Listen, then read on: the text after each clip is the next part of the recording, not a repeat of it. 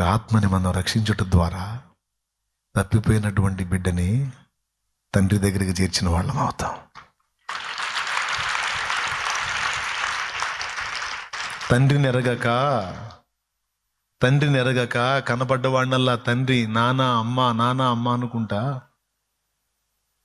తన తల్లిదండ్రి కాని వారిని అమ్మ నాన్న అనుకుంటా, వారి దగ్గర ఏ విధమైన ఆదరణ దొరకక అల్లాడిపోతున్న పసిబిడ్డ లాంటి ప్రజలు యేసయ్య దగ్గరికి వచ్చినప్పుడు తల్లి ఒడికి చేరిన బిడ్డ విశ్రాంతి పొందినట్టు పొందుతారు. తల్లి ఒడికి చేరిన బిడ్డ విశ్రాంతి పొందినట్టు పొందుతారు. అది చేసిన వాళ్ళం అవుతాం. బిడ్డ ఎంత శ్రేష్టమైన విషయమో తెలుసా ఇదే. ఈరోజు సమాజంలో ఒకప్పుడు నీవు నేను కూడా తప్పిపోయిన పిల్లల్లా తిరిగాం. దారి తప్పినా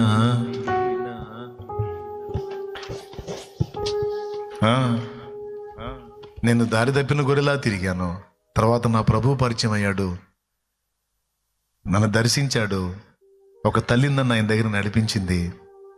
నా బ్రతుకంతా నా జ్ఞాపకాల్లో ఉండిపోయింది. నా బ్రతుకంతా మా అమ్మ నాన్న నాకు ఆ రక్షణలో నడిపించిన ఆత్మీయ తండ్రి, ఈ ముగ్గురుతో 4వ వ్యక్తిగా ఆమె కూడా జాయిన్ అయింది. నన్ను ఎవరైతే దగ్గరుండి రక్షణలో నడిపించారో ఆ తల్లి ఎలిజబెత్ అమ్మ తల్లి, ఆమె నాకు సపోర్ట్ చేసింది. నాకు దేవుని గురించి పరిచయం చేసింది, దేవుని ప్రేమను చూపించింది. రక్షణ పొందిన వ్యక్తి భర్త దూషిస్తున్నా సహించి ఒక్క మాట బదులాడకుండా, తిరిగి దూషించకుండా సహనాన్ని చూపించింది, ప్రేమను చూపించింది. నేను ఆమె కొడుకును కాకపోయినా ఆమె 2 కొడుకుల్లో నన్ను కొడుకుగా ప్రేమించి నన్ను ఆదరించింది. ఆ ప్రేమను బట్టి నేను క్రీస్తు గురించి ఆలోచించాను. ప్రభువు నన్ను దర్శించాడు. తర్వాత నేను ఫస్ట్ ఆమెకే చెప్పాను. ఫస్ట్ జన్మనిచ్చిన అమ్మకి చెప్పాను, తర్వాత ఆ తల్లికి చెప్పాను. నేను ప్రభువుని నమ్ముకున్నానమ్మా, నేను కూడా యేసయ్యను నమ్ముకున్నాను. నేను బాప్తిసం పొందడానికి సిద్ధపడినప్పుడు ఏప్రిల్ 17వ తారీఖు నా దగ్గర ఉంది ఆ తల్లి. దగ్గరుండి నాకు బాప్తిసం ఇప్పించింది ఆ తల్లి. నేను లైఫ్లో మర్చిపోను. ఎందుకు చెప్తున్నాను ఈ విషయం? దారి తప్పిన గొర్రెలాగున్న నన్ను రక్షకుని రెక్కల నీడకి చేర్చినటువంటి ఆ బిడ్డని ఎందుకు మర్చిపోను తెలుసా? నాకు స్వాంతన దొరికింది యేసయ్య దగ్గర.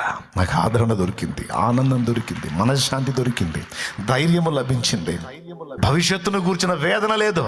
ఎందుకంటే పరాక్రమం కలిగిన దేవుడు నాకు తోడుగా ఉన్నాడు. ఎవరు ప్రేమించినా ప్రేమించకపోయినా దిగులు లేదు. నాకెందుకో తెలుసా? నన్ను ప్రేమించి నాకై ప్రాణం పెట్టిన నా యేసయ్య ఉన్నాడు.